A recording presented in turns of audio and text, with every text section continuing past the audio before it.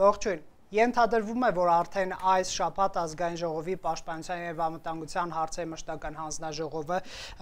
նիստ կգումարի երկրորդ փորձից կհաստատի գումարի դիմաց զինծառայության ժամկետը կրճատելու նախագիծը նախորդը չեղարկվեց պատգամավորներ ոչ բավարար թվի պատճառով կառավարությունը արդեն հավանություն է տվել օրենքի նախագծին, եթե ազգային ժողովը լիագումար նիստում վերջնականապես ընդունի օրենքի նախագիծը, ապա Հայաստանի Հանրապետությունում հետ այսուհնավոր կլինի 18 միլիոն դրամի դիմաց բանակում ծառայել ընդամենը 4 ամիս ժամկետով, իսկ 24 միլիոն դրամի դիմաց ընդամենը 1 ամսով։ Ընդ որում կառավարությունը յուրաքանչյուր զորակոչից առաջ կսահմանի նաև թե քանի հոգի կարող է օգտվել նման հնարավորությունից, այս նախագծով նաև նախազորակոչային տարիքի մինչև 16 տարեկան տղաները պետությանը մեխանիկորեն 15 միլիոն դրամի պարտք կունենան, որը կզրոյացվի, եթե նրանք հաշվառվեն զինծառայության համար կամ վճարեն այդ գումարը եւ հրաժարվեն Հայաստանի քաղաքացիությունից։ Ինչ հետևանքներ կարող է ունենալ այս օրենքի ընդունումը զինված ուժերի մարտունակության, ինչպես նաև սոցիալական հարաբերությունների վրա Factor TV-ում հրավիրել ենք քննարկում, որին մասնակցում են Ժանա Ալեքսանյանը, լրագրողներ հանուն մարդու իրավունքների իրավապաշտպան կազմակերպության ղեկավար, Հրաչյա Արզումանյանը, ազգային անվտանգության եւ ռազմական հարցերով փորձագետ եւ քաղաքագիտության դոկտոր, Նարեկ Ներսիսյանը իրավաբան եւ փորձագետ, Հայկ Սահակյանը քաղաքագետ եւ քաղաքացու որոշում կուսակցության անդամ։ Սկսենք ձեզնից, պարոն Ներսիսյան, հարցը շատ պարզ է եւ միանգամից բերեմ իշխանականների արգումենտները, որ կհավաքենք գումար այս օրենքի միջոցով, այսպես թե այնպես կան ԽԾԲ-ով ազատվող մարդիկ եւ այդ գումարը ոչ թե կոռուպցիոն նպատակներով կմսխի, կգա պետական բյուջե, մենք օրինակ կփորձենք պայմանագրային զինծառայողների թիվը համալրել, ասենք 1-ին 2 հարաբերակցությամբ, այդ դուք ինչպես եք գնահատում այս նախագիծը։ Միանշանակ բացասական, որովհետեւ նախ անհնարին է գնահատել, թե այդ գումարը ինչպես է հենց ուղղվելու կոնկրետ զինծառայողի կամ զինծառայողների, որովհետեւ բյուջետային գումարներ են։ Երկրորդը սա խոսում է ինչի մասին, նրա մասին, որ բանակի խորքային խնդիրները 30 տարի եկող եւ ավելի լուծելու փոխարեն ավելի վատ առաջարկ են անում, կաշառք եւ կոռուպցիան օրինականացնում են։ Այստեղ խնդիրը հետեւյալն է, որ պետք է լուծել այն խորքային խնդիրները, որոնք որ հետևանք են դարձնում այնպես երևույթների, ինչպիսիք որ կառավարությունը կամ այսինքն ազգային ժողովի նախագահան այսօր ներկայացնում էր, օրինակ 10000 հոգի խուսափում է։ Հարցը ինչու են խուսափում, այս ինչուի հարցը պետք է լուծել։ Եվ մի հատ շատ լավ գիրք ունենք, որը որ վերջերս հրապարակվել է եւ շատ բան է, ինչպես են կայանում պետությունները, այնտեղ շատ լավ օրինակ կա Իսրայելի բանակի մասին, թե հենց սկզբից եւ այդ ինչպես է այդ խնդիրը լուծվել։ Եվ այս պայմաններում է, որ խորքային խնդիրները չլուծելու դեպքում այսպիսի ապապետական օրենք են ուզում, նախագիծ են ուզում ներկայացնել եւ այս նախագիծը խորացնելու է սոցիալական ճգնաժամը եւ բերելու է սոցիալական բացասական խիստ հետևանքներ։ Քանի որ այստեղ օրենքի նախագծի հեղինակներից մարդ չկա, ես փորձեմ նրանց արգումենտները ընդհանրապես վերարտադրել, պայմանագրայինների թիվը կմեծացնենք, ինչու է ապապետական։ Այսինքն, եթե մենք սահմանենք կառավարությունում եւ այսպիսով 1 պայմանագրայինների թիվը մեծացնելը նախ ինքը իրենով բանակը պրոֆեսիոնալ չի դարձնում, որովհետեւ պետք է զինվորի կոնկրետ գիտելիքը եւ հմտությունները բարձրացնել, կարող է լինել ոչ պայմանագրային ժամկետային, բայց պրոֆեսիոնալ բանակ։ Մարդիկ պրոֆեսիոնալ բանակ ասելով կառավարողները հասկանում են պայմանագրային, բայց չէ որ ունենք ժամկետային բանակների եւ զինված ուժերի մի քանի տասնյակ օրինակներ, որոնք որ պրոֆեսիոնալ են, արհեստավարժ են համարում եւ սա այն անգիտությունից է կամ չտարբերակելուց է, երբ որ ասում են արհեստավարժ, մեր կառավարողները միանգամից պատկերացնում են պայմանագրային բանակ, բայց չպետք է լինի անպայման մեր բանակը պայմանագրային, որտեղ են այդ գիտական հիմնավորումները, հետազոտությունները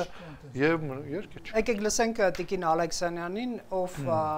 տարիներ շարունակ զբաղվում է զինված ուժերի մարդու իրավունքների խնդիրների վերահանմամբ։ Տիկին Ալեքսանյան, արդյոք սա այս նախագիծը քննադատություններով հանդերձ որոշակի այսպես խնդիր չի լուծի թվի ավելացման իմաստով։ Այ ձեր գնահատականը ո՞րն է։ Չի կարող լուծի, նախ ես չեմ հավատում իրենց այդ հայտարարություններին, այդ գումարները ուղղվելու է, չգիտեմ ինչին, գիտեք, այդ ինչու պետք է ես հավատամ, երբ որ ես չեմ տեսել, ինչու պետք է ես վստահեմ իրենց այդ հայտարարություններին, երբ ես տեսնում եմ, թե ինչպես են իրենք վարվում բանակին առհասարակ եւ զինվորին։ Եվ այս նախագիծը, որ իրենք բերել են, դու միանգամից տեսնում ես ներսում ինչ պատկեր է բանակի ներսում։ Ինչի պետք է գնան ծառայեն, ասենք, եւ կամ այդ թվերը, որ ասում է այդ 10,000-ը, ես գիտեմ, որ շատերն են Հայաստանից գնացել, որ չծառայեն բանակում, ես իրանք չեմ էլ մեղադրում, որ իրանք գնացել են։ Ո՞ց ծառայես այդ բանակում։ Ինչ է կատարվում այդ բանակում։ Մի այդ ներսում ես նույնիսկ չեմ ուզում ասեմ մարդու իրավունքների պաշտպանության, այդտեղ նույնիսկ բանդիտական վերաբերմունք կա իրար նկատմամբ։ Այդքան մահվան դեպքերը, չգիտեմ, այդ բռնությունները, խոշտանգումները, ինչու պետք է գնա զինվորը խաղաղ պայմանում, ընտանիքը չիմանա, ինքը վերադառնալու է երեխան բանակից, թե չէ, ինչ է ինքը այնտեղ սովորում, ինչ է, այսինքն ոչ մի փոփոխություն չանելով բանակում, իրենք բերել են մի նախագիծ եւ պրոֆեսիոնալ բանակի մասին են խոսում, որ ծիծաղելի է ընդհանրապես։ Դուք ուր պրոֆեսիոնալիզմը ուր, որը հարցում են պրոֆեսիոնալ մոտեցում ցույց տվել, որ հիմա բանակի հարցում կարող է ինչ-որ պրոֆեսիոնալ մոտեցում լինի։ Սա շատ, գիտեք, ես ձեզ ասեմ, ասենք, դե գիտեք, մենք կյանքի իրավունքի խնդիրներով ենք շատ զբաղվել, ցանկացած քրեական գործ, եթե դուք բացեք ու տեսնեք, թե ինչպես են իրանք նկարագրում այդ դեպքը, դուք կտեսնեք ինչ է կատարվում բանակում։ Դա ինչ սարսափելի պատկեր է։ Եվ այդ գործերը չեն բացահայտվում, այդ որ կանխեն այդ անպատժելի մթնոլորտը բանակում, եւ այդ մթնոլորտը հա պահպանվում է։ Այդ արտոնյալ վիճակը եկավ ծառայեց, ասենք 1 ամիս, ինքը այդքան գումար է ուրեմն վճարում, եւ այդ պաշտպանության հանձնաժողովի Արմեն Խաչատրյան, չէ՞ կարծեմ, ասում է դա չի նշանակում, որ ինքը չի մասնակցելու հայրենիքի պաշտպանությանը։ Այսինքն 1 ամիս ինքը ծառայում է, հետո պետք է գա հայրենիքի պաշտպանությանը, ինքը նույնիսկ զինվորական պատրաստվածություն ունի, որ գա հայրենիքի պաշտպանությանը։ Հասկանում եք, այդ մոտեցումը արդեն ցույց է տալի ոնց են իրենք բանակին վերաբերում։ Այդ հարցին, այդ աշխատավարձին,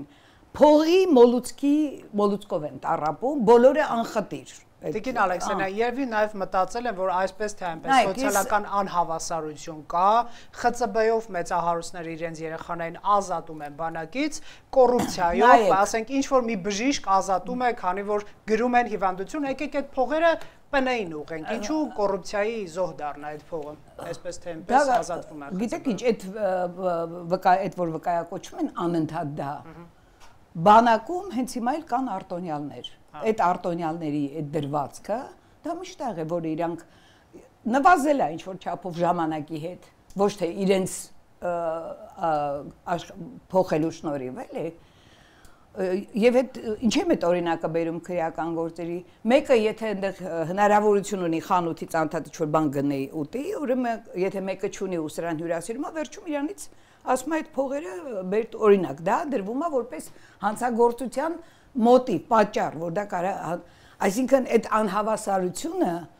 այդ անարդարությունը, որը տիրում է բանակում, այդ ոչ մի բան է, որ իրանք այդ ասում են լավա, որ սենց կլինի, որ ես անենք, նենց կլինի, օդի մեջ չհիմնավորված հայտարարություններ են ընդամենը, որոնք մակերեսային, չափազանց մակերեսային։ Բանակը կարգապահական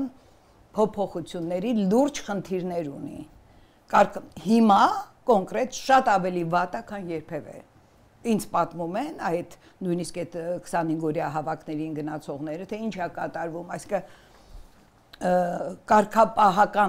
կարգապահ զինվորներ, որոնք կոչումներ ունեն եւ այլն գնացել են դեղաշ։ Դա մի անտանելի վիճակ է։ Իդեպ Մինչեւ բանակը չվերա գոնե երկու քայլ անել էլի առաջ չբարեփոխեն, իրանք ոչ մի փոփոխություն չեն կարող անել, իսկ այսպիսի փոփոխությունը ընդհանրապես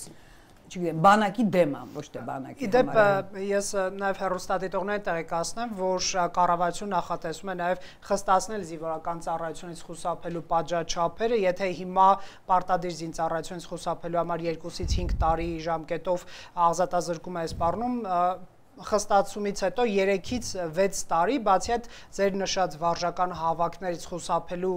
համար, եթե նախկինում սահմանվում էր տուգանք առավելագույնը 20 պատիկի չափով կամ ազատազրկում առավելագույնը 2 տարի, ապա հիմա առաջարկում է տուգանել 15 պատիկից 30 պատիկի չափով կամ առավելագույն այսպես ազատազրկում 1-ից 3 տարի ժամկետով, այ պարոն Սահակյան, հաշվի առնելով այս ստացումը եւս նաև գումարով բանակի ծառայության ժամկետը նվազեցնելու նախագիծը ինչ կարող ենք ունենալ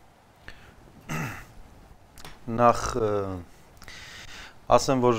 ես չարարեցի եւ միջազգային փորձ ուսումնասիրեցի երբ որ իրենք խոսեցին այս ամեն ինչի մասին որովհետեւ կային այտենց ինքնակոչ փորձագետներ մեր հանրության մեջ շատ տարածված այդ երևույթը գիտեք, հա, ովքեր անընդհատ գովում են, ես վերցրի ասում եմ տեսնում եմ միջազգային փորձ կա թե չկա եւ բարձվեց մոտ 4 հատ փորձ կա միջազգային, բանը Ֆրանսիայում, Արգենտինայում, Ռուսաստանում եւ 4-ը հիմա չեմ հիշում, հեսա գիշեմ եւ Կասիմի խոսքի մեջ նման փորձ եղել է, երբ որ հենց այս նույն որակի փոփոխություն են արել եւ ոչ մի դեպքում դրական որևէ փոփոխություն չի եղել, բայց եղել է հստակ Բոլոր 4 դեպքերում եղել են սոցիալական դժգոհություններ, այդ սոցիալական այդ անհավասարության այդ խտրական միջավ մտնոլորտում, այդ սոցիալական բողոքներ են եղել, անընդհատ դժգոհություն են եղել, անխուսափելիորեն բանակի հեղինակազրկում է եղել բոլոր 4 տեղերում էլ, եւ ի վերջո այդ ամեն ինչը հանգեցել է քաղաքական խորը ճգնաժամերի եւ կառավարող ուժի փոփոխության է բերել հանգեցրել։ Եթե իրենք դա են ուզում, ես կարծում եմ վատ օրինագիր չի, հա, բայց ոնց որ ամբողջ պետությունը կարող է եւ կորցնենք, հա։ Իսկ բերված արգումենտների են ինչ կարող եք ասել, այսպես թե այնպես չեն կարողանում կոռուպցիան, այսպես ասենք, հաղթահարել, միգուցե դա ծիծաղելի, շատ ծիծաղելի եւ անհիմն այտենց արգումենտ է դա, որովհետեւ նույն հաջողությամբ թիվը ավելացնելու արգումենտի մասին ինչ կա։ Ես ստեղել եմ զարմանում, ախր դա անհիմն նույն բան։ Տեսեք, այսպես թե այնպես ասում են, չէ՞ որ հարուստները չեն ծառայում։ Եթե լավ հիմա հարուստը չի ծառայում, եւ այդ գումարը տալու է պետությանը, որտեղից են գտնելու մարդ, մի կարևոր բան, որը բերելու են,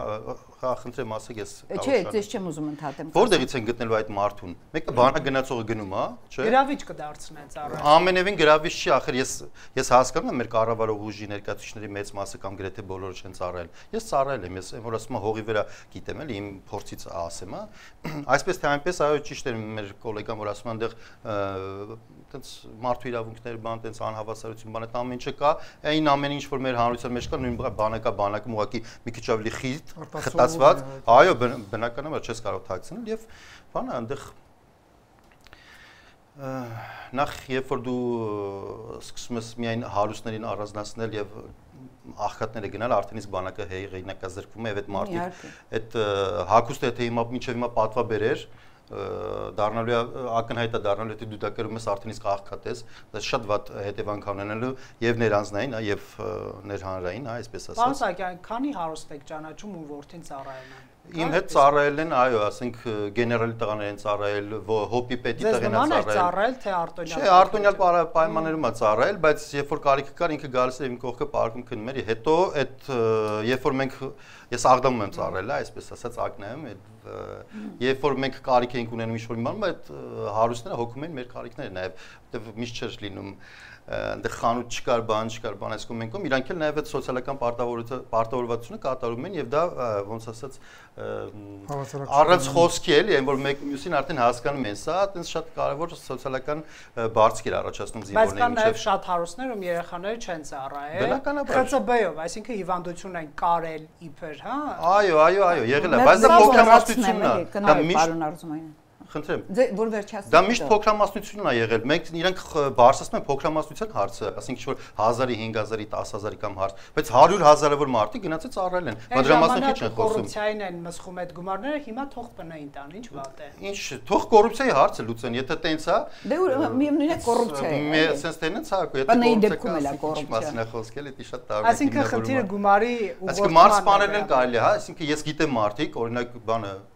Լիսկայի անունը կներեք ներողությունը Սուրիկ Խաչատրյան, չենք արտադրել նրա անունը։ Գնդապետ Բադաղյանին, այո, կրակեց սպանեց եւ չդատվեց, չէ՞, մենք ես չեմ հիշում որ ինքը դատվել է։ Դե բերեք մարդասպանությունն էլ բանանենք, այնց փողը տանք, մարդ սպանենք, մի քիչ շատ փող տանք, մարդ սպանենք եւ բան չանենք։ Այս կոչը անօրինական կոչ է։ Չէ, սա զուտ կատակ է։ Այո, օրինակ բան է։ Տիկին Ալեքսանդր տրամաբանությունից ելնելով, հա։ Լավ, ես ուղղակի լրացնեմ իմ խոսքից ու կներեք, հա, պարոն Արզումանյան։ Ուրեմն իրենք մինչև այս նախագիծը ընդլայնեցին հիվանդ զինվորներին բանակ զորակոչելու այդ ցուցակը, հիշում եք Նիկոլ Փաշինյանը բոցավառ ելույթներ ունեն։ Կալիասկայով էլ պիտի ծառայեն, որ մի ժամ չի ծառայել ինքը, էլի, եւ ընդհանրապես չի կարող ինքը ծառայել։ Եվ թող ինքը մուծի են փողերը, որ չի ծառայել, այսինքն ինքը եւ իր մյուս ընկերները, որոնք իշխում են մեզ։ Ուրեմն այդ հիվանդների ցանկ ընդլայնել են եւ մեզ անդադ ահազանգել են մտավոր հետամնացությամբ տառապող այդ զինվորները, որոնց չէին զորակոչում բանակ։ Իրանք զորակոչում էին բանակ, բայց 19 թվականին հենց մենք առաջարկեցինք, որ մի օրինակով Յուրիկ Բրոյանի դեպքով, որին խոշտանգում ծաղրում են, որը մտավոր հետամնաց էր, իրանք կառավարությունը հաստատեց, որ նրանց այլևս չեն զորակ, բայց հիմա զորակոչում են բանակ եւ բոլորովին վերջերս մոտ մի ամիս դեռ չկա մի տղայի ահազանգ էին ստացել եւ պաշտպանի գրասենյակի հետ միասին կարողացանք այդ տղային օգնել, մայրը զանգում էր բախտը բերել էր այդ տղայի, որ բայց հրամանատարը նկատել է, որ ոչ adekvat է, այսինքն ինչ աստիճանի ոչ adekvat է, որ ուղղորդել է, որ ուղարկել են հոսպիտալ, որ իրան նորից փորձաքննություն անցնի եւ մենք մեր հսկողությամբ իրեն ազատեցին, բայց ինքը բոլորովին ոչ adekvat էր, ոչ անուն եմ ուզում հրապարակել, ոչ բան։ Բայց դա միակ դեպքը չի եւ հոգեկան առողջության խնդիրներով են զորակոչում եւ մտավոր հետամնացության եւս երկու դեպք ունենք, որ ահազանգում են մեզ, այսինքն գիտեք այդ թքած ունենալը ում են իրանք զորակոչում բանակ, հիվանդա, առողջա, ինչպես կարա ծառայի, չի կարա ծառայի, սահմանին ո՞ց է կանգնելու, ասենք այդ մտավոր հետամնաց զինվորը ծառայի։ Օրինակ մենք ունենք մի ուրիշ դեպք հոգեկան առողջության խնդիրներով, որ այդ տղան ինքը չէր, մայրը ասում է, հետո խոսում եմ, ինքը չի հասկանում ես ինչ եմ, այսինքն բայց կանգնած էր սահմանին ու մենք այնքան գրեցինք, այնքան 6 ամիս տևեց, մինչև իրան ազատեցին, որ ինքը չծառ։ Այսինքն սա արտառոց է, որ այս տեսակ մարդկանց են զորակոչում բանակ ու այս նախագիծն են դրանք լրացնում են այդ հարուստների երեխաներին, որոնք պետքա չծառայեն, իսկ նրանք պետքա գան ոչ ազնիվ, ոչ արդար, այսինքն այդ նախագիծը իրենք բացարձակ իրենք չեն տեսնում մարդկանց։ Այս է ամբողջ հարցը։ Շնորհակալ եմ, կվերադառնանք, պարոն Արզումանյան, զինված ուժերի մարտունակության վրա ինչպես կարող է այս նախագիծը ազդել։ Ես էլի բերեմ, քանի որ այստեղ ներկա չեն հեղինակները կամ պաշտպանող կողմ չկա, բերեմ նրանց արգումենտները, որ պրոֆեսիոնալ կազմը կհամալրենք, օրինակ 24 միլիոնով, եթե զինծառայողը 1 ամիս է ծառայում, լավ, մի ամիս թող ծառայի գնա, այդ 24 միլիոնով օրինակ 2 պայմանագրային զինծառայող կբերենք եւ կունենանք ոչ թե զինված ուժերից խուսափելու դեպք, ԽՑԲ-ով ազատված մարդ, այլ 2 պայմանագրային զինծառայող նրա փոխարեն։ Ինչ կարող եք ասել։ Լավ, կսկսեմ այդ փոքր հարցից, որտեղ պրոբլեմ։ Առաջին այդ հարցը այդ նման ձևավորում սահմանում տողող ուղղակի անգրագետ է։ Առաջին այո, պարոն Ներսիսյանը դրա մասին սկսել է խոսել, իրանք պրոֆեսիոնալիզմը եւ վարձու բաներ իրար շփոթում են։ Դա գալիս է այնպես, որ երևի մեծամասնությունը ով այդ օրենքը ընդունել է, չի ծառայել։ Պարոն Ներսիսյանը սպա է, ես սպա եմ, դուք ծառայել եք։ Դուք գիտեք դա ոնց է լինում։ Ինչ է նշանակում ռազմական պրոֆեսիոնալ։ Դա վարձատու հասկացողություն չէ, գիտելիքները, ունակությունները, հմտությունները, որը պարտադրում են հիմա արդյական պատերազմների համար երկարաժամկետ պատրաստություն։ Կյանքի ընթացքում ոչ թե մի ամիս, 2 ամիս, 2 տարի։ Այն մարդիկ, որ այս օրենքը առաջ են բերել, նրանք ցույց են տալիս իրենց անգրագետությունը եւ հարց է առաջանում արդյոք այդպես անգրագետ են, թե դա նպատակահարմար նպատակով է անում։ Այդ ուրիշ հարց է, որը ես կփորձեմ մի քիչ ուշ պատասխանել։ Բայց կա պատասխանը անգրագետություն, հանցագործական ոլորտի հասնող անգրագետություն։ Հիմա մարդիկ իրավունք ունեն պետական որոշումներ ընդունել, քաղաքական որոշում ընդունել, իմ կարծիքով։ Բայց ինձ համար այս ամենի մեջ ավելի կփորձեմ ինձ համար ավելի խորքային խնդիրներ առաջանում, որտեղ բոլորը այստեղ խոսում եք իմ բանակի մասին, ձեր բանակի մասին։ Եվ ես տեսնում եմ իմ բանակում ինչքան ցավ է կուտակված, ինչքան խնդիրներ է կուտակված։ Եվ այդ ինչ կապվում է կոռուպցիայի հետ, որը կոռուպցիայի ընդամենը հետևանք է, կոռուպցիան ախտորոշում է, հետևանք է, ոչ թե հիվանդություն։ Հիվանդությունը ուրիշ տեղ է, որտեղ է հիվանդությունը, այդ հարցի մասին չեն խոսում իրանք։ Բայց ավելի խորքային հարցեր կան, որովհետև կա քաղաքացի, որ իրավունք ունի ընտրության մասնակցել, պետական պաշտոններ զբաղեցնել, քաղաքականությունով զբաղվել, հասարակական աշխատանքներով զբաղվել, որտեղ ինքը քաղաքացի է։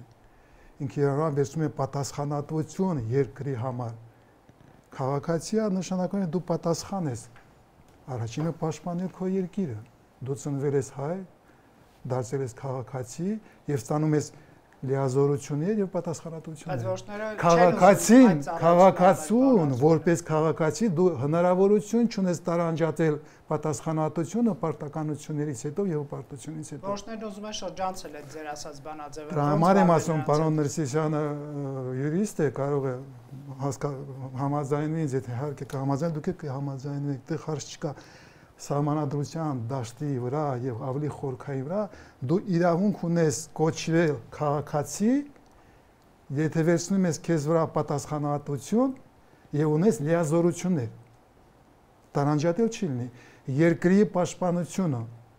Հայաստանի պաշտպանությունը իրան քաղաքացիների պատասխանատվությունն է ի սահմանադրության եւ Աստծո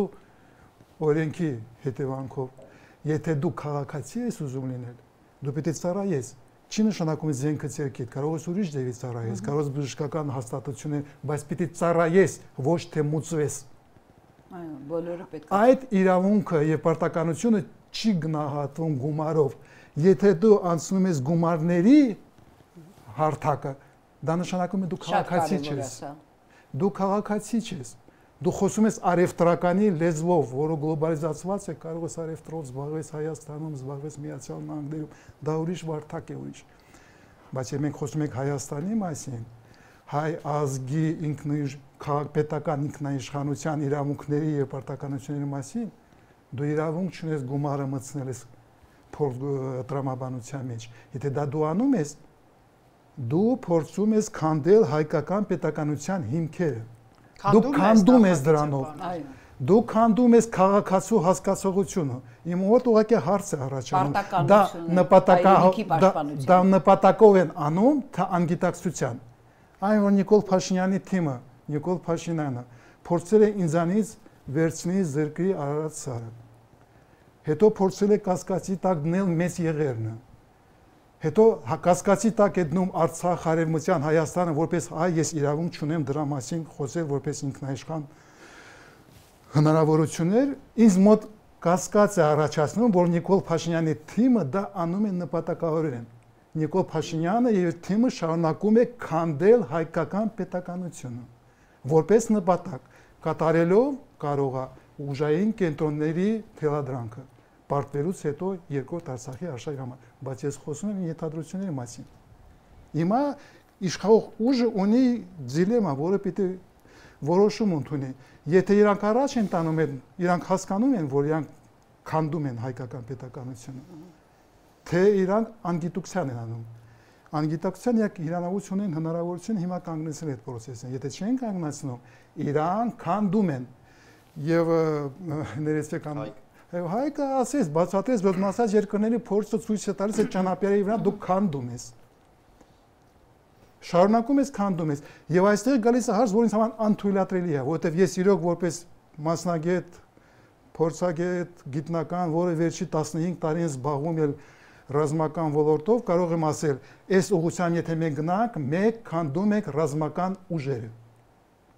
Այս քայլը տանում է ռազմական ուժերի քանդման։ Եթե մեկ էս ճանապարհով գնանք, մենք ունենալու ենք բանակ, որտեղ 30-40 հազար մարդ ծառայողներ են մնացել, մնացածները դուրս են մնացել։ Դա անթույլատրելի է։ Դու չես կարող այս ճանապարհով գնալ։ Իսկ գումարով հնարավոր չի կազմահամալրել պարոն Արզումանյան։ Ռոբերտ, ես հիմա գումարի մասին խոսել եմ, ես փորձել եմ բացատրել, այս հաշվարկների մեջ, այս տրամաբանության մեջ գումար չկա։ Գումարը մտցնում են խաբելու համար։ Այստեղ հարց է գնում պետական ինքնաիշխանության, պետության քանդանալուծման եւ ռազմական ուժերի քանդման։ Այն խորքային հարցերը, որը արժեվ կանգնած է Հայաստանը, որը պիտի լուծի, պարտադրում է ոչ թե ազատել երկրի պաշտպանության մոտեցումներից, տրամաբանությունից, բայց լրիվ ուրիշը, դու պիտի հավաքես հայ ազգի ողջ ներուժը Հայաստանը պաշտպանելու համար։ Եվ հասարակության բավականին մեծ մասը արդեն 5-րդ տարին խոսում է դրա մասին, որ պիտի անցնենք համապարփակ մոտեցման, որի մասին մենք շատ ենք խոսել, դուք եք հիշում խոսել եք, որ Հայաստանը կարող է պաշտպանել միայն ողջ հայ ժողովուրդը, երբ ամեն հայ գիտի իր տեղը եւ դերը ռազմական գործողությունների ճգնաժամի ժամանակ։ Մենք պիտի կառուցենք համապարփակ պաշտպանության անվտանգության համակարգ։ Եվ իմ ազգը պատրաստ է դրան։ Մենք այդ ճանապարհով գնում ենք։ 4 տարուց ավելի երկրորդ Արցախյան արշավից հետո երկրում ձևավորվել են տասնյակ ռազմամարզական կազմակերպություններ, որոնք հասարակությանը պատրաստում են ճգնաժամին առանցպետության։ Հիմնականում բարձրարձակ հիմնական հազվադեպ հասարակությունը ուզում է հավաքվի։ Ազատազեն հրաձգարանով 10,000-ից տասնյակ հազար արդեն մարդ է անցել, որը պատրաստում է կրակելով, հասկանալով ուրիշ ձևի չի լինելու։ Ես ահագին ուրախ եմ, որ վերջի ժամանակները ստացվել է այն կազմակերպությունները, որը զբաղվում են առաջի օգնությամբ, կազմակերպիրանք սկսել են նույն ձևի հավաքվել։ Եվ իրանք ունեն որպես նպատակ հասնել նրան, որ 12 տարեկանից 10 տարեկանից մինչև 75 տարեկանը բոլորը պիտի իմանան, կարողանան առաջի օգնությունը հասնելու, իրանց նպատակն է։ Ես ապշած եմ, հիացած եմ։ Իմ ազգը հասկանում է, որ պիտի բոլորը պատրաստեն իրանց տեղը զբաղեցնել։ Եվ այդ պայմաններով եւ իմ իշխանությունը, Հայաստանի իշխանությունը, ոչ թե իմ իշխանությունը, փորձում է այս ամբողջականությունից մի մասին հանել, նշանակություն չունի հարուստներին է հանում, կաղերին է հանում, որ չի կարողանում կրակել կամ կրոնական ինչ որ միտումներով հանում է, դու պարակտում ես, կոտրում ես միասնականությունը հայ ժողովրդի։ Շնորհակալ եմ պարոն Արզումանյան, պարոն Ներսիսյան, հետեւյալ հարցը, զինված ուժերը արդյոք հնարավոր է իրապես դարձնել անվտանգ զինծառայողի կյանքի համար, որպեսզի չխուսափեն զինծառայությունից եւ դա համարվի, այսպես վատ բառ օգտագործեմ, էլիտար զբաղմունք, այսինքն յուրաքանչյուրը իր պարտավորությունը համարի անցնել զինված ուժերի դպրոցով, որտեղ կրթվում են, որտեղից դուրս են գալիս մասնագիտություն ստացած, իհարկե զինվորական պատրաստության բոլոր տեխնիկաները եւ պատրաստությունները անցնելով լինելով նաեւ զինվորական մասնագետ, այսինքն պրոֆեսիոնալիզմի հոդ գա, որտեղ Տիկին Ալեքսանյանը գործ չի ունենա անելու որպես իրավապաշտպան զինծառայողների իրավունքների խախտումների դեպքերը կնվազեն։ Այ հնարավոր է այդպիսի բանակ ունենալ։ Եթե հնարավոր է, ուրեմն այս նախագիծը շատ հապճեպ է եւ սխալ է, որովհետեւ մենք գերագույն նպատակը չենք փորձել լուծել։ Եթե հնարավոր չէ, միգուցե այս նախագիծը տեղին է, ինչ կարող եք ասել։ Տեսեք, պատժի խստացնելու հարցին պատասխանեմ որպես իրավաբան ու անցնենք առաջ։ Իրավունքում շատ հստակ իրավունքի պատմություն ասում է, որ պատիժը խստացնելով հանցագործությունների թիվը չես քչացնում։ Հանցակազմը չես քչացնում։ Եթե չկա համապատասխան կանխարգելիչ եւ այլ պայմաններ, որոնք որ բերում են որոշակի հանցագործությունների թվի կրճատման։ Պատժի խստացումը պատիժը ազդում է, եթե այն վերաբերվում է բոլորին։ Արտոնյաններ չունես։ Այսինքն օրենքը բոլորի համար գործում է։ Սա ոսկե կանոնն է իրավունքում ապացուցված տարերով եկած։ Սա տավտոլոգիա է, որ պատիժը խստացնելով հանցագործ մաքուր տավտոլոգիա է, էլի սա իրավունքից բան չհասկանալու, ինչպես նաև անվտանգությունից։ Ռոբերտ ջան, չկա բանակ, որտեղ որ լրիվ անվտանգ լինի։ ծառայությունը Ես նկատում եմ մեր զինվորների մասին, այսինքն մարդիկ իրենց եկեք խնդրին կրկնենք, էլի, երեխաների կյանքից կյանքի վտանգ սպառնալով փախցնում են շատերը իրենց միայն կյանքի վտանգը չի, հասկացեք։ Հոգեբանական խեղումներն է, որը ոչ պակաս է։ Այո, այսօրվա բանակում եւ այս 30 տարվա ձևավորված բանակում, այն բանակում, որտեղ որ ես չգիտեմ, սովորել եմ, նաև որպես սպա ծառայել եմ, ենթականեր եմ ունեցել, այս բանակում, որ այս խնդիրները բերել են, ոչ մեկ իրականում չի ուզում ծառայի։ Մեծամասնությունը ուզենալու է գնա վարկ վերցնի, այդ վարկով ազատի։ Այդ վարկերը բանկերը հաճույքով տրամադրելու են, ով ասես, որ կառավարությունը որոշելու է 1000 հոգի պիտի ազատվի կամ 2000 կամ 3000 ով է այդ որ հաշվարկով, սա էլ մյուս խնդիրն է։ Հիմա եկեք նայենք բանակի անվտանգության հարցին։ Պետությունը, տեսեք, պարոն Փաշինյանը երբ որ ասում է հանրությունից է, չէ՞ գալիս բանակի խնդիրները։ Դա նրանից է, որ երբեք մենք չենք փորձել, որ հակառակը բանակից առողջացնենք հանրությունը։ Աշխարհում ունենք մի քանի փորձ, եթե ոչ ավել տասնյակ փորձեր, երբ որ բանակից դուրս է գալիս արժանապատիվ, պատասխանատու քաղաքացի, հոգեբանորեն եւ ֆիզիկապես ամուր, մասնագետ հմտություններով լի։ Ես մի քանի տեղեր բերում եմ, օրինակ իսրայելական բանակը 8200, եթե չեմ սխալվում, ստորաբաժանումը ռադիոէլեկտրոնային պայքարի ստորաբաժանումն է։ Ծառայելուց հետո դուրս է գալիս, սկսում են տանել այդ երեխաներին, որովհետև գիտեն, որ արդեն մասնագիտացում ունի։ Մյուս օրինակով, արդեն զուտ հմտությունների առումով, գիտելիքների եւ ունակությունների առումով կարելի է որոշակի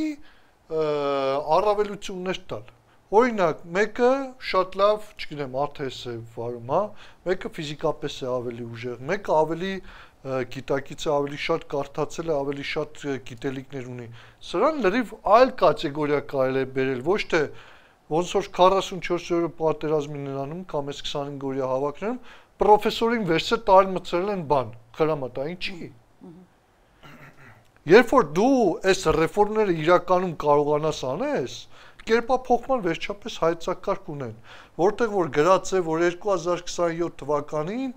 ըստ այդ հայեցակարգի տրամաբանությամբ պետք է դառնա 6 ամիս ժամկետը ամբողջ ծառայության, հա, ժամկետային, բայց եթե այդպես է 6 ամսվա ժամկետի համար ինչու եք գումար սահմանել, եթե պետք է 6 ամիս դառնա։ Իմաստը որն է, եթե դուք այդ հայեցակարգին չեք հետևում, ունեք իրավական փաստաթուղթ, եւ այդ իրավական փաստաթղթի ներքին լոկալ ակտը, որը որ ինքներդ ձեր համար սահմանել եք, որոշումը կառավարության չեք իրականացնում։ Այ հենց այս ինստիտուցիոնալ բացակայությունն է, ընդհանուր համակարգային մոտեցումը, որ բերում է նրան, որ մեր ամբողջ խնդիրները դրսից տանում ենք բանակ հակառակը։ Այնպես արեք, որ բանակը բերի սկսի առողջացնել, սա հնարավոր է։ Սա հնարավոր է, մենք անգամ սրա փորձ ունեցել ենք, շատ կարճ, բայց ունեցել ենք։ Խոսքը հիմա այդ օրինակը չեմ բերի, բայց եթե պետք լինի առանձին օրինակով կարող ենք դրա մասին էլ խոսքենք։ Եվ երբ որ արդեն դու բերում ես արժանապատիվ Հայաստանի Հանրապետության քաղաքացի ես բանակի զորացրվելու պահին դուրս անում, այս 25 միլիոն է, որ մի ամիս պիտի ծառայի, ինչի համար է մի ամիս, թող ընդհանրապես չծառայի, մի ամսվա մեջ միևնույն է զինծառայող չես դառնում։ 24 միլիոնով մեկ ամիս, 18 միլիոնով անգամ չես էլ դառնում, դու ինչը, այս խնդիրը դուրս կգա։ Մարդիկ ովքեր որ շատերը ես հասկանում եմ այդ մարդկանց, շատ լավ եմ հասկանում, որովհետև մարդկա ազնվությամբ եմ ասում, հոգեբանական խեղումը ավելի լուրջ է իր համար, քան թե կյանք, որովհետև մտածում է, որ ավելի լավ է արժանապատիվ ծառայի կյանքը պետության համար, ուրիշների երջանկությունը ապահովելու համար ինչ-որ միտեղ զոհի, քան գնա խաղաղ ժամանակներում մեկ էլ հոգեբանորեն խեղված հետ գա, կամ ասենք ոտքից կրակված, կամ ոչ թե հակառակորդի կողմից խոցված, այլ հենց համածառայակցի կողմից խոցված։ Այս սա է խնդիրը։ Շատ լավ, պարոն Սահակյան, ում համար է այս օրենքը գրվում, շատ կարևոր հարց է, ում համար, ինչ խնդիր է ախտորոշել ըստ ձեզ հեղինակները, որ այսպիսի օրենքի նախագիծ են բերել, այսինքն երևի կյանքից է բխել, չէ, ինչ որ մի տեղից իրենք եզրակացության են եկել, որ պետք է գրել այս օրենքը, դուք ինչ եք տեսնում, պատճառները, հա, միգուցե օբյեկտիվ են այդ պատճառները։ Եթե մինչև վերջ անկեղծ լինենք, ես կարծում եմ երբ պարտությունից հետո երբ Ադրբեջանը ասում էր Իլհամ Ալիևը ասում էր որ Հայաստանը պետք է կրճատի իր բանակը եւ ինքը պետք է ունենա ոչ թե այդպես ռազմական ուժեր, այլ սահմանապահ ուժեր, ես մտածում եմ ոնց են դա ներկայացնում մեր հանրությանը, ահա կարծում եմ հիմա հենց այդ հիանալի հնարավորությունն է, նախ սկսում են այդպես քննարկումներն են սկսում, կողմ եւ դեմ կողմերի են բաժանվում մարդիկ, ինչ որ ռացիոնալ կամ թվացial ռացիոնալ ինչ-որ բաներ են բերում, հա, արգումենտներ են բերում։ Այո։ Բայց եթե մի հոգու տեղը երկու հոգի գա, դա абսուրդ է, դե որտեղից են բերել այդ մարդուն, երկրորդը որտեղից է գալու։ Տեզերքից ենք բերել, որտեղից ենք բերել։ Այսպես թե այնպես Հայաստանի հանրության այն մասով ծառայումա, գնում ծառայումա, ով չի ծառայելու, այսպես թե այնպես խուսափում է, չէ՞, դա է։ Այդ խուսափողների հարցը պետք է հասկանալ ինչու են խուսափում, այդ հարցը լուծել, ոչ թե այդ խուսափողները որտեղից են, վրացի ենք բերելու։ Փողով գրավչությունը Ոչ, փողով գրավչություն, ոչ ոք, տեսեք, փողով, եթե մարդու տարածես 15 միլիոն դրամ կամ 20 միլիոն, չգիտեմ, ինչ-որ մի հատ գումար եւ ասում ես գնա պատերազմի, երբ որ եկավ այն պահը, երբ որ ինքը պետք է որոշի ինքը զոհվելու է, թե չէ, ինքը զենքը դնելու է եւ չի զոհվելու։ Վերջ, այդ հարցը լուծվում վերջանում գնում է տեղ։ Դից ես չգիտեմ մարդկության պատմության մեջ մի դեպք, որ այդ վճարովի վարձու բանակը միջև վերջ կանգնի կռիվան։ Ոչ, իրանք նախընտրում են զենքը դնել, որտեղ պարոն Սահակյան, Արցախում մենք ունեցել ենք, չէ՞, կոնկրետ բարձր վարձատրվող, շատ բարձր վարձատրվող պայմանագրայիններ։ Մենք ունեցել ենք շատ ցածր կարգապահություն։ Ու ճիշտ է ասում պարոն Սահակյանը, եթե բոլորը չեն ուզում այս բանակում ծառայեն, ինչու պետք է գնան վարձքանը երբեք պետությանը չի ծառայել։ Բացի դրանից ընդհատելով, մենք այստեղ ոնցած ներեցեք, ես ասել եմ գումարի մասին չի խոսել, ֆինանսների մասին չի խոսել, չեմ ուզում խոսացնել, բայց մենք ինձ բոլորը կանաց խոսում ենք եկան, որ կարելի մտածել Հայաստանը շատ հարուստ երկիր է, որը կարող է իր թույլ տա ունենալ վարձատու իր սահմանները, որը երկու անգամ երկարացել են, այդ սահմաններում պահել 120,000 վարձատու զինվորներ, մեր Հայաստանը այդքան հարուստ չի, որ այդպես ծախսի գումարները։ Այն գումարները, որ պիտի ծախքես այդպես, դու պիտի պարտավորես ծախսել լրիվ ուրիշ ձևով, որ կառուցես ուրիշ բանակ, ուրիշ պաշտպանության անվտանգության համակարգ։ Նորից եմ կրկնում, շարունակել ներեցեք պարոն Սահակյան, որ ընդհատել եմ, խնդրի դրվածքը ճիշտ չի։ Այն դրվածքը, որը տալիս է իշխանությունները, իրականության հետ կապ չունի։ Այդ տեղեկատվական պատերազմի, հոգեբանական պատերազմների դրվածքն է, երբ հասարակությունը մտցնում է դիալոգների, կռվարությունների մեջ, լուծելով լրիվ ուրիշ խնդիր։ Այս հարցը ռազմական ուժերի պատրաստականության, անվտանգության պաշտպանության համակարգի բարձրացման հետ որևէ կապ չունի։ Իհարկե։ Այս միայն կապ ունի հայկական պետականության քանդման, ռազմական ուժերի քանդման։ Այս սահմանները, որ մենք ունենք, ասել Ռոբերտ, դու որպես պետություն կարող ես լուծել եւ մենք որ ռազմամարզական միավորում որպես հասարակություն այդ լուծումները բանակին հասցրել ենք եւ այդ ուսումնասիրում ենք հիմա դու կարող ես ունենալ 40-60,000 պրոֆեսիոնալ բարձր պրոֆեսիոնալության բանակ որը ծառայում են սպայերը, սերժանտները եւ այլը եւ պիտի ունենաս առնվազն 100,000 պահեստազորային ուժեր որը պատրաստ են մի երկու օրվա ընթացքում լրացնել այդ 60,000 եթե ռազմական գործողություն է սկսում եւ ունած հաջորդ 100,000-ը պատրաստված որը 3-4 օրից հետո մի շաբաթից հետո են միանում եւ դու մի շաբաթում ունենալու ես ոչ թե 60,000 բանակ բայց 260,000 բանակ այդ մոտեցումները լուծումները աշխարհում ձևավորված են Իսրայելն է այդպես անում Ֆինլանդիան է այդպես անում Մենք պիտի գնանք այդ ճանապարհով, փոխակերպենք մեր անվտանգության համակարգը, սկսենք փոխակերպել մեր ռազմական ուժերը։ Դրանով ուժեղացնել քաղաքացու, որ քաղաքացու համար պատիվ լինի, որ այդ բանակում ծառայել է։ Այդ խնդիրը լուծելու համար դուք քանդում եք այդ մոտեցումները ի սկզբանե փորձելով առնել քաղաքացու, որ ինքը հանձնի իր իրավունքները, իր արժևապատվությունը ծախի։ Շնորհակալություն Տիկին Ալեքսեյնա, խնդրեմ հայրենիքի պաշտպանությունը վճարովի չի։ Մի հատ հիշենք հենց Փորձում են վաճառը։ Հա, այդ առաջին պատերազմը Արցախյան, որ երկրորդն է ցույց տալիս։ Հա, ցույց այո, հա։ Ինչ խնդրեմ։ Հիմա որ ասենք մեր սահմաններին կրակում են անվերջ, մարդիկ ահու սարսափով ապրում են։ Ինչ անում էս իշխանությունը։ Ասում է իրավունք չունեք պատասխանելու, չէ՞։ Տանիք տուն են մտնում, այդ կրակոցները տուն են մտնում։ Ինչ պետք է լինի։ Մենք ինչ պետք է սպասենք այս իշխանություններից։ Ինչու չբարեփոխեցին բանակը։ Ինչու բանակում կարգապահություն չկա։ Եթե ես չեմ ուզում հիմա եթերում պատմեմ, թե ինչ տեղեկություններ ունեմ, թե ներսում ինչ իրավիճակ է, ինչ է կատարվում։ Շատ վատ բառով կարելի է բնութագրել։ Այսինքն ձեր քննադատությունն այն է, որ ՊՆ-ն եւ իշխանությունը ոչ թե կարգ ու կանոնի մակարդակն են բարելավել, որով կարող են գրավիչ դառնալ, այս նախագիծը բերել, այսինքն չկա ներքևում ոչ կարգապահ, ոչ մի բան, այնտեղ բանակ անվանելը դժվարել է։ Միգուցե հատուկ են անում, որ այսօրեն կաշխատեն։ Ու հիմա մեկ էլ հա, ուղղակի իրենք ուզում են փող աշխատեն, վերջ, ուրիշ ես ընդունում եմ նաև Հայկի ասածը, այդ Ադրբեջանի պահանջը բանակ չունենալու նաև աստիճանաբար կտանեն, որտեղ որ ասածը չի արել, որ էսը չանի, ու էտա ընդամենը փող են ուզում աշխատեն, փողա պետք այսենց։ Բացի փողից ես դիտում այստեղ չկա ռազմական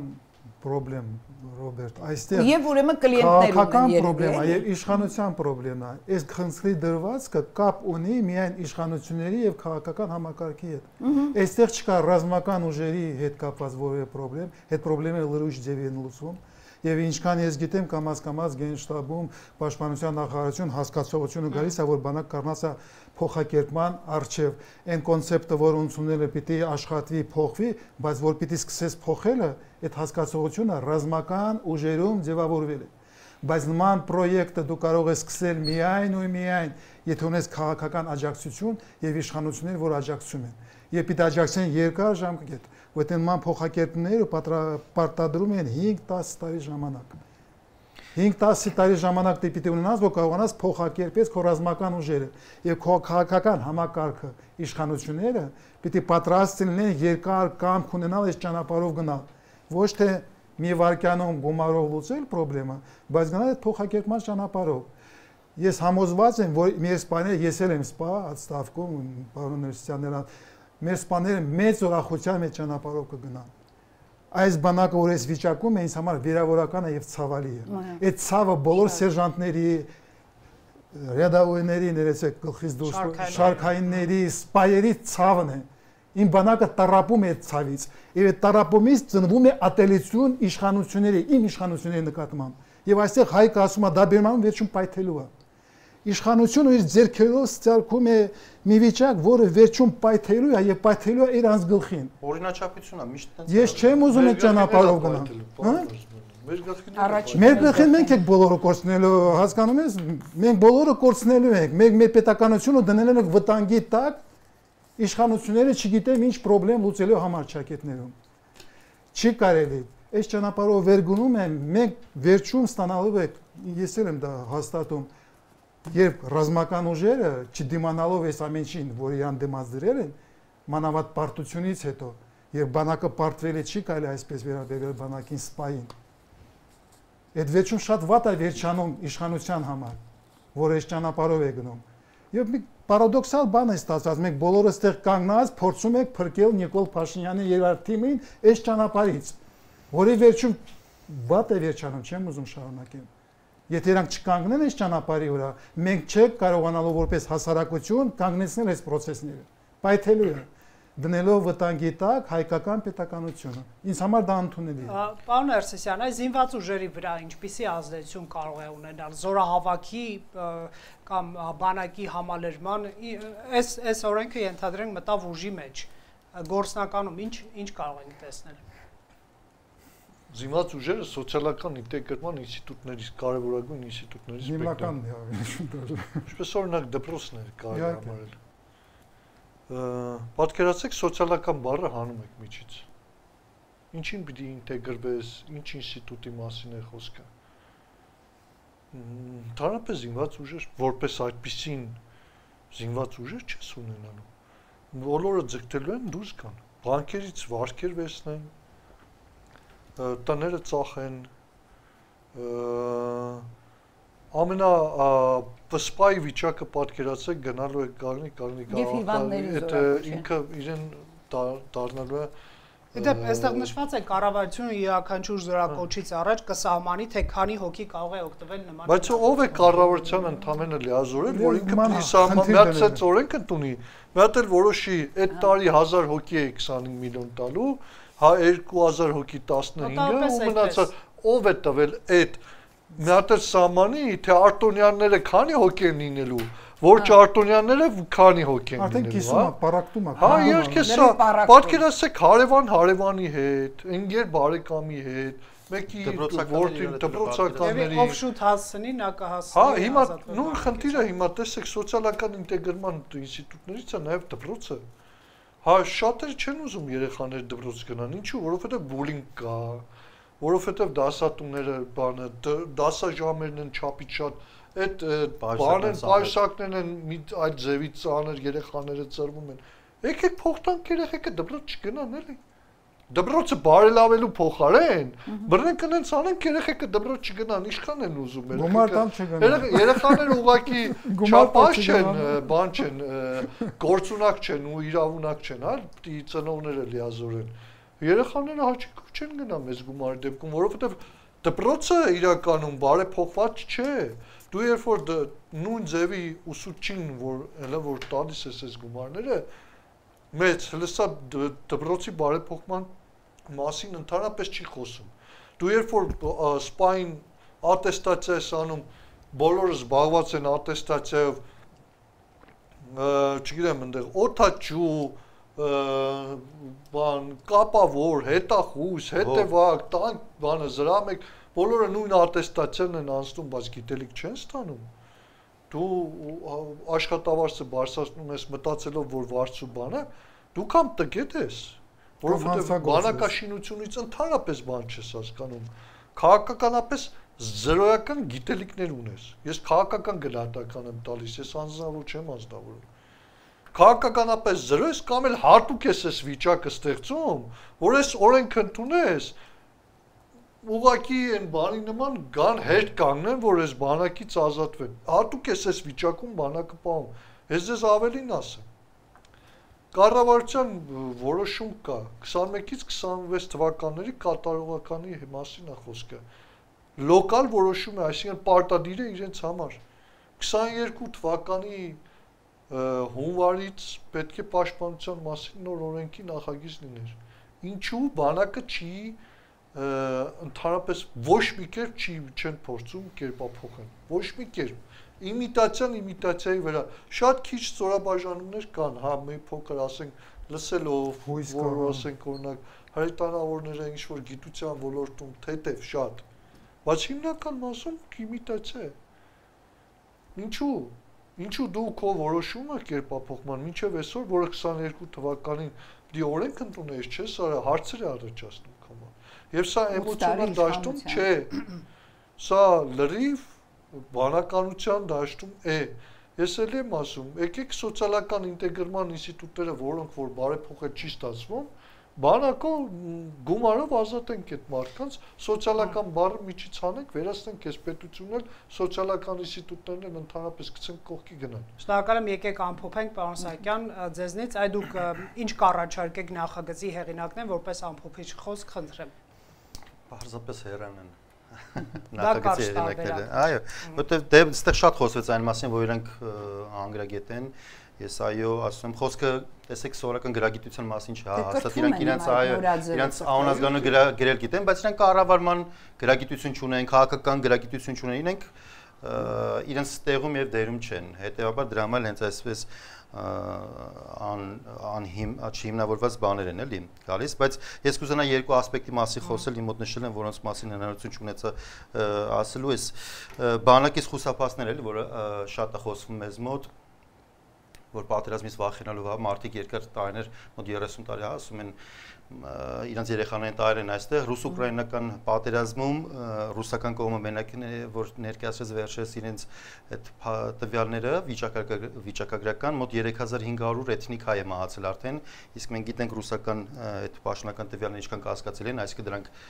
թիվը հնարավոր է նաև փոքր է ուկրաինական կողմից էլ ավելի շատ զոհեր ունենք էթնիկ հայերի մասին է խոսքը այդ են մարդիկ են ովքեր չեն ուզում ստեղ որ իրանց երեխաները գնային բանակ զոհվեն եւ սա զուտ մարդկային դժբախտություն ազգային դժբախտություն է այս մասին պետքա մտածել այսինքն ոչ թե բերեք նենց անենք որ մեր երեխաներին փրկենք բերեք այդ խնդիրը լուծենք որ ստեղ նորմալ պատվարժան կերպով ապահով անվտանգ ինչքան էլ դա բանակի համար բանա կասկածելի կամ թեական կարող է հնչել հա բայց դա հնարավոր է շատ ավելի անվտանգ է քան թե գնալ Խարկովում մեռնել ինչի որ չգիտեմ էլի այս սա մեկ տարբերակ կամ Ռուսաստանում կամ հա էլի ասենք Եվ երկրորդը այդ վարկերի մասով որ ասում եք, չէ, մեր հանրությունը շատ ստեղծագործ է, ես դա եւս մեկ անգամ փաստում եւ իրենք արդեն լուծումներ են առաջ քաշում, ասում են պետք չէ վճարել 20 միլիոն կամ 15 միլիոն, դա ուղիղ կես գնով կարելի է գնալ այլ երկիր, հա, եւ այնտեղ արդեն բաներ արել, մարդիկ բիզնես պլաններ են մտցում եւ փոքր տարիքից երեխաներին կարող են տանել այնտեղ կես գնով քաղաքացիություն տալ եւ բրցնել այս ապորինի այս լուծումից։ Ներեցեք ավելի հեշտ կա, զին կոմիսարիատին 18 միլիոն ուղղակի ստանդարտ է, 18 չի, զին կոմիսարիատին 2-3 միլիոն դրամ են տալու տակից դուրս գա, զին կոմիսարիատը դից ստավքի կեմիցանալու են։ Այո, մեր հանրությունը ստեղծագործենք հարցեն լուծում գտնելու է, բանաները սորինքը չի աշխատելու։ Վերջացրու տակով տեսնում ես ինչ գներ են դրել ներիր 2 միլիոնի մասին հիմա ձեր խոսքը ավարտեք այս օրենքը չի աշխատելու եւ նմանատիպ այլ ճակերտել բարեփոխումներ որոնք առաջ են քաշել Նիկոլ Փաշինյանը եւ իր ընկերները այսպես ասած դրանք նույնպես չեն աշխատում եւ մենք տեսնում ենք այս վերջերս կարմիր գծերի հետ կապված հա դատարանը ինչ վճիռ կայացես որ դա բանա սա եւս հերթական այդ ճակատագիրն է ունենալու ուղղակի մեր ներվերն է քայքայվում մեր չգիտեմ էլի հանրության անդադ sense լարված վիճակում են պահում մինչեւ մի քիչ համբերելա պետք կամ ընդհակառակը ոչ թե համբերելա պետք այլ զայրանալ եւ վերջ դնել այս ապօրինությանը Նիկոլ Փաշինյանի կառավարման տեսքով Տիկին Ալեքսանդրյան դուք սոցիալական անհավասարության այսպես անարդարության խնդրեմ կարող եք նաեւ ձեր խոսքը Գիտեք ես որ պատկերացնում եմ եթե այդ օրենքը Աստված ոչանի ընդունեն եւ այդ արտոնյալը մտնում ազորամաս ես ուղղակի այդ այնքան շատ եմ շփվել ուղղակի այդ բաների հետ, որ ես պատկերացնում եմ, թե այնտեղ ինչ ոնց է իրան պահում, հա, ուզում ու տենց էլ կա, սպանում են, խփում են, չգիտեմ, ամեն ինչ անում են եւ ամենա այն բանն է տուժվում, էլի, այն խեղճը, որը եկել է, միշտ տենց, հա, ու սա մի իշխանություն է, որ ինքը ընդհանրապես թքած ունի մարդու վրա, իրան ոչ մեկը չի հետաքրքրում, ոչ պաշտպանում են, ես տեսնում եմ, որ ոչ միտեղ պատկան մարմինների կողմից չեն պաշտպանվում այս տուժած մարդիկ։ Ուղղակի այս նախագիծը լրիվ անարդար նախ պարոն Արզումանյանի այն մտքին, որ այո, հայրենիքը փողով չեն վաճառում, հայրենիքի բոլորը պետք է հայրենիքի պաշտպանության համար կանգնեն։ Եվ ես շատ կոչ կանեի, նախ հանրային քննարկումներ չեն արել, սա նոր էս նախագիծը սկսվել է քննարկվել եւ այդ Հայկ Սարգսյանը ասում էր որ Նիկոլ Փաշինյանը համաձայնություն ա տվել որ ինքը նախագիծ գրի գիտեք Հայկ Սարգսյանն էլ է չէ տենց շքեղ